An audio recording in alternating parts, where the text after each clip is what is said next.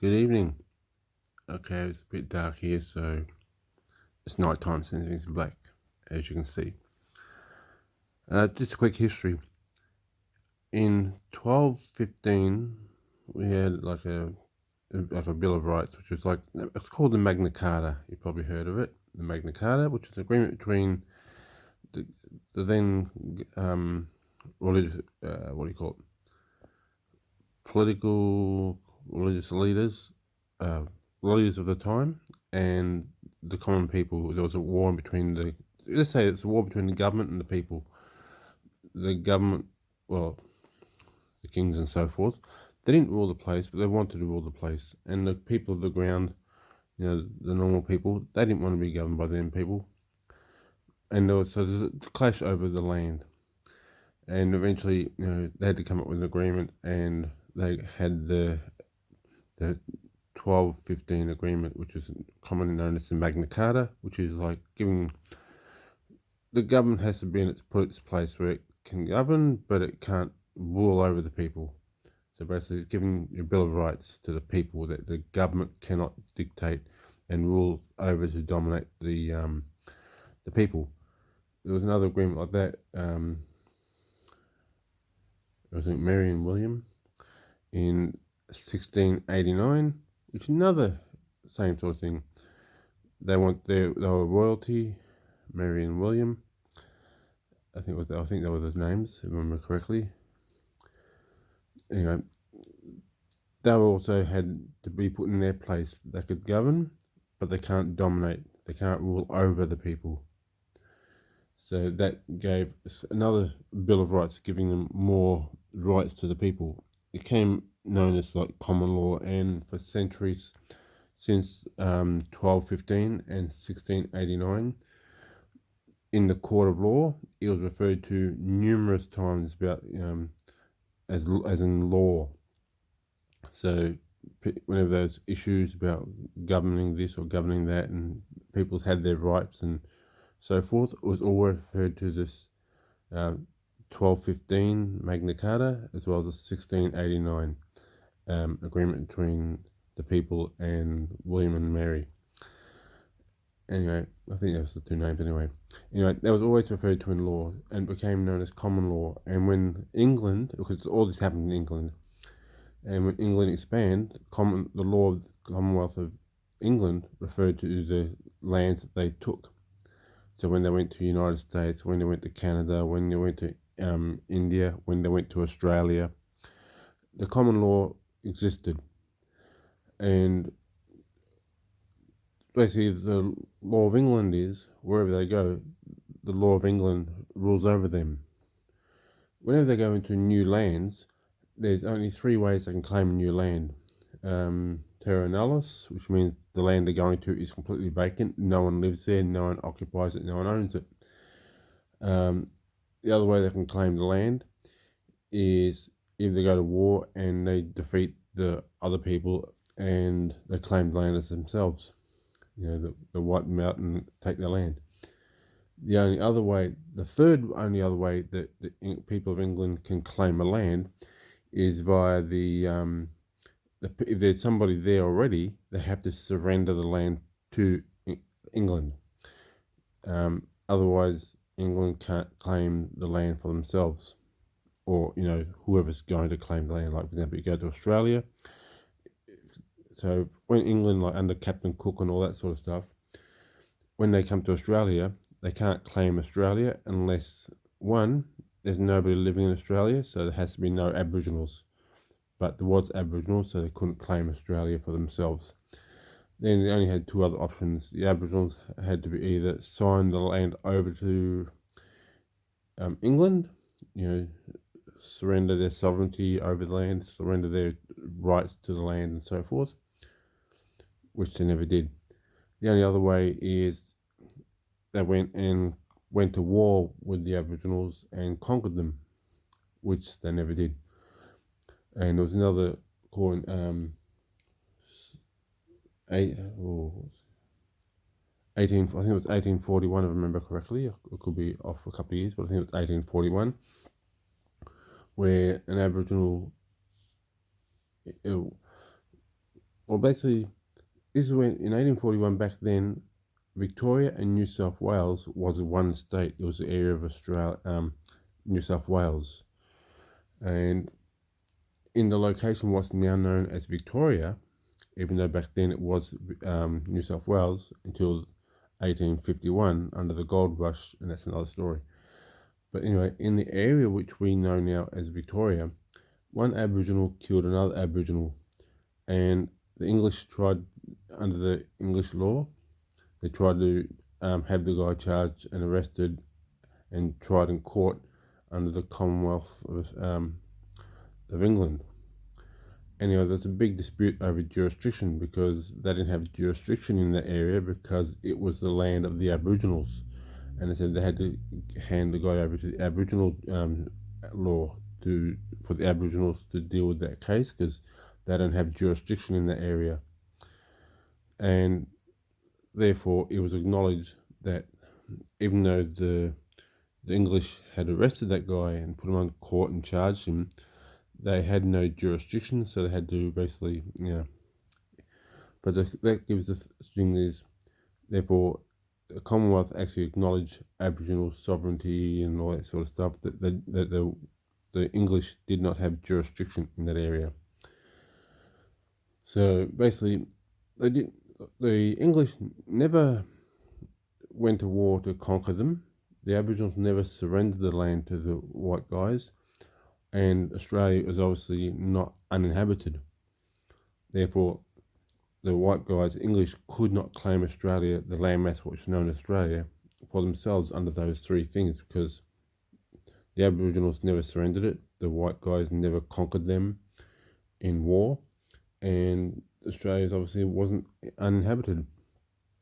So when Federation happened in 1901, well, they couldn't claim the land as Australia because, they couldn't claim under the pretense because they shouldn't be there to start with. They can't claim the land as Australia under the Commonwealth of England because of those three reasons. Therefore, it still technically belongs to the Aboriginals. Anyhow, in 1901, it was under the Australian Constitution, even though the Constitution now has been changed so many times, more than the actual. We basically have a couple of different constitutions at the moment. We have the English Constitution 1901 and the Corporation Government of Australia Constitution. So in 1901 we had the red ensign flag as Australia, which is a 2x3 flag with about 1, 2, 3, 4, 5, 6 stars. The stars one had 5 points, the other had 6 points, the other had 7 points, the other had 8 points, the other had 9 points. But now they're all different. That's what they were supposed to be anyway, originally in 1901. And like I said, but then they changed it in 1907, around 1907, 1908, 1910. It got changed. Under the Constitution, under 1901 Constitution, you're only allowed to vote once. Like we have a preferential voting. You couldn't do that because that's voting like if you got 5 candidates, you're voting 5 times. Putting 1, that's my first preference, second preference, third preference. Under 1901 Constitution, you couldn't do that. You only vote for one person. So there's 5 candidates.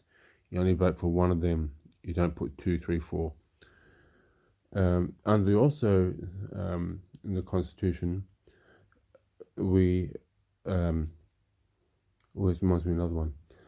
Under the other section 44 of the Constitution, a government, a corporation, a company, a business cannot become government. You cannot enter government while you're part of a corporation. Section 61 of the Act, I forgot what the Act was now, but there's what was it again? It'll come to me later. But is it Magna Carta? Not Magna Carta or something else, I can't remember what it is. But under that section 61, that it's basically what you see on those follow the flags and shirts people wearing. When law becomes basically when the law becomes crime and criminal, I can't remember exactly how it goes, but when resistance is required, when you get illegal laws, resistance is required. Where if the government's cracking down on you as a people, then you've got a duty to fight against it as the people, because under the Constitution, it is the people who give the power to govern give the government to govern, not to rule over. And if they do exercise authority over the people, then the people have authority to take them out. And I mean take them out as in dissolve the government, remove them from government, and it's high treason. Anyway, so you can't be a corporation and you can't be a party, because can't be allegiance to any other party or corporation. You have to be a representative of your local area. So technically, under the 1901 Constitution, you can't have a corporation company as a representation. So, for example, when you register at a party, if you go to dare I say things on this channel, but if you go register yourself as a party, like you're the ABCD party, you're basically coming as a corporation. You're registering your party as a corporation, which is illegal. But that's how we do it in Australia, even though it's illegal under the 1901 Constitution. You can't be allegiance to any foreign powers or foreign companies or anything foreign. You have to be of the people in your local area. So now we have a registered in 1973. We got registered as a corporation. Then we were registered as a corporation in the United States, which is a company owned by the Vatican, and Bob Hawke's signed under the registered company in the United States, signed by Bob Hawke. The only problem, and he signed with the head of Australia, is the Queen of Australia. However, a couple of things. The issue is there's no such thing as the Queen of Australia, doesn't exist, and that's what the Governor General is signing on behalf of the Queen of Australia, which doesn't exist. So every law since then is invalid.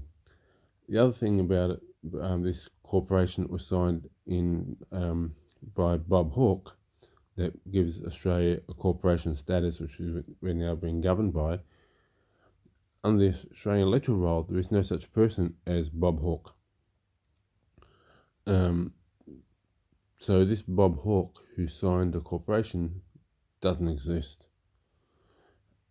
However, at the time, there was a person named Robert Hawke, but the name Bob Hawke is not registered on the Australian electoral roll. There never was a Bob Hawke registered as on the Australian electoral roll who signed the corporation into existence. So that's another invalid thing. There was a Robert Hawke. People called him Bob Hawke, but the signature that created the thing was Bob Hawke. Bob Hawke as a legal entity does not exist. So basically, if you go down the rabbit hole even further, so basically this government corporation, which every time you register something, you're registering to the corporation. So when you register your marriage, you're registering it to the corporation. Registering ownership of property, your car, you register your car to the corporation, which, well, for example, maybe TAC or Vic Roads, or different states call it different things, but it's all owned by the corporation of that respective automotive industry, TAC and so forth, which is owned by the business called the Australian government, which is a corporation registered in the United States. So when you register your marriage or a death or a birth, you register it with birth, deaths and marriages, which is another corporation registered with the Australian government, which means you're surrendering your birth to that company. Like when you buy a car, you're surrendering your car to the company. You buy property, you're registering it to the company. Like land titles office, it's a private entity. The land titles office is a private entity. So when you register your property, you're registering it to that company, to the corporation, so they actually own it because you're registering it with them, as opposed to having it your own. You claim it as yourself, but you're registering it with the company. So basically, the company is multiple different companies, all owned by the same company. In Australia, registered on Norfolk Island as being a location in Norfolk Islands, registered in the United States, which the company is actually owned by the Vatican. So the Vatican owns the company, which has been registered by Bob Hawke in the United States. So basically, the Vatican basically owns everything in Australia, and every person who's born with a birth certificate is actually registered and surrendered as part of the ownership of the Vatican. So basically, every person, every property is owned, even the banks, because you don't have money. If you don't understand the financial system we have, no one actually owns any money. If you think you got money in the bank, you don't really. You just have allowance in there. It's a credit system. If you got cash in your pocket, in your purse or your wallet, whatever it is, that's actually an IOU. It's a receipt of IOU. So it's not yours. Technically, that's not yours. You say, "Oh, but I worked for it." Yeah, you worked for it, but it's not yours. It's like you can say you worked for me for a few hours, and I gave you my car, but it doesn't mean you own my car because I've got the registration receipt saying it's my car. I just gave it to you, but I still own it. So it's the same sort of thing. You have the money with you, but you look at what's written on it, that belongs to the corporation. Yeah, so it all goes against the Constitution, and you can't be a company or corporation to govern Australia under the Constitution. So all these corporations, governments, Medicare, and Vic Roads, TAC, even your government, the Australian Labor Party, the Liberal Party, they're all, if you trace it, they're all corporations. They're registered as a corporation. It's all owned by the same one company, and it goes against the Constitution. So to be registered, to be true to the Constitution, you basically can only vote once with the one, even though if you don't, in this system you vote once, according to the Constitution, it'll be invalid. So they're breaking the rules there as well. You cannot own, be a part of a corporation company, and you can't be like for example, all the Labours, Liberals, National Greens, all those things. You can't be, even if you start your own company, like for example, One Nation is an example, or United Australia Party, Liberal Party, Greens Party, whatever it may be. It's a registered corporation which you become a membership of, and the fact that you're a registered corporation, you can't run for government under this true Constitution of Australia. But that's where the corporation is bypassing that, and they created their own constitution. So they put aside the original constitution and created the Australian government constitution. Now remember, Australian government, just think of it as a business name registered. You could register your company name as Tasmanian government. You could register your name as, whatever you want to do, register your name as long as no one else has taken that name already. But this corporation, this business, created its own constitution. So like if you start your own business, you can put the head, you can put the CEO, you can put the minister, you can put two groups of people to discuss what they should do. You can have a group of 10 people here and a group of 10 people there, and you discuss what you want to do. You can put someone to discuss, to lead, who's going to keep order, law and order of those two groups. You have discussions. You can also have people who can overlook, once those two groups have made a decision, you can say, well, let's just in case they've done something wrong, we'll have someone else look at it as well. We can have a couple, about, another 10 people to just have a look at it and make sure they're doing the right thing. And then if they say it's okay, then we'll have someone sign that one and we'll say, okay, yep, that's the way the company's going to go. That's basically how the Australian government business register works. It's just a copycat of the original, and very elaborate and very big government. It's registered big government, so it control every facet of human existence in Australia. So this jabby thing, which I won't mention on this channel because I've mentioned what they're putting into people's arms, which has become mandated. You get kicked off this platform. But according to 5123A of the Australian Constitution, you can't do that, especially treason, high treason. So you can't do that. And under the Constitution, when all the colonies became one country, the states had to surrender their borders. That's an interesting one. When Australia became Australia in 1901, all the colonies, independent nations, the colonies of New South Wales, Victoria, Queensland, South Australia, Western Australia, and so forth. Well, Western Australia came later, but Tasmania was board. They had to surrender their borders, so there was no more borders.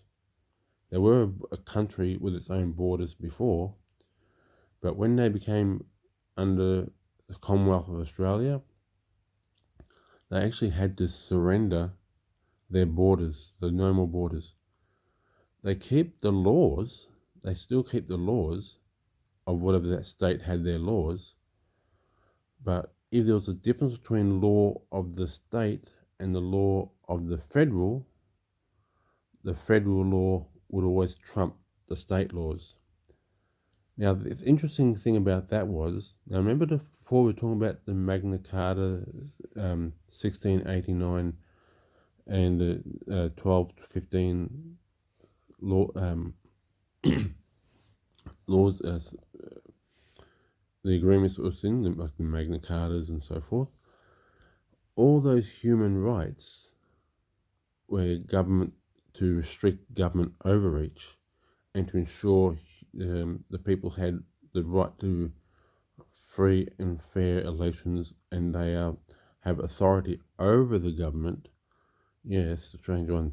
The people had authority over the government, not the other way around. Now, the thing is, when this became a federal government, when we came under Federation in 1901, when they kept all their laws, which means they kept all the common laws, which was the law of the land back then, restricting the government's overreach under those two laws and all the other common law agreements. Which means all those laws in the past carry over to the federal. So there's no more borders. They had to surrender. Every state had to surrender its borders. So they have no more borders. And then only became one border, which is totally around Australia, which is about, I think, don't quote me on this one, I think about 12 miles out to sea or something to that effect. So there's only one ocean border around all of Australia. And they all kept, all the former state laws got to keep their laws, including the common law, which was the law of the land back then. So under the Constitution, they can't force you. It's actually very strictly 5123A of the Constitution. The governments cannot force you to have a vaccination. If the state or the federal laws differ, then the federal law trumps the state law. So, for example, if the state law says we're going to mandate vaccination, the federal law says you can't. So that means the federal law trumps the state law. Even though it's law in that state, the federal law trumps it, so they can't do it. Now, the states say you can't cross the borders. Well, there are no borders, that's the thing. And under the Constitution, they don't have borders anymore. There's no such things as border like the Victorian state border, the South Australian state border, the Queensland state border, the Western Australian state border, and so forth. There's no such thing as borders under the Federation of the Commonwealth of Australia. Under the 1901 Constitution, there are no borders. As weird as that may sound, we say, oh, we got the border. We crossed the border over there between Victoria to New South Wales, to Queensland to New South Wales, or South Australia to Western Australia and all that stuff. We crossed the border. No. You actually crossed a different jurisdiction. It's just now, it's like you're saying, for example, picture your local councils. You have local councils in one area and another area. It's like when you're crossing them borders, there's no restrictions in those sort of things. It's the same with states. There's no restrictions. The borders, it just don't exist. They're just their jurisdictional area, where one may say, I'm in the seat of, electorate of this, or I'm in the electorate of that. And there's free travel between different electorates. You can drive your car, you can walk, you can take a bus. There's nothing stopping anyone from anyone because there's no restrictions. It's the same thing with the states. There's actually no borders. It's just different areas where that local government governs. So they can't stop you traveling to different states. They can't mandate anything. And they cannot govern you or force you or coerce you into anything because they can't do that. It's actually against the law. It's actually against the law. And it's your constitutional right, as it says in under the Act of I forget. Like I said, I still forgot the name of the thing. I'll probably write it later. I'll probably add it to the description below. But under Section 61, if the government starts to become overreaching and overpowering or forcing or coercing or ruling over the people, it is the people's right, because the people have the right over the government. The people are the boss of the government. That's a strange thing we may not be able to understand or grasp, but we are the boss.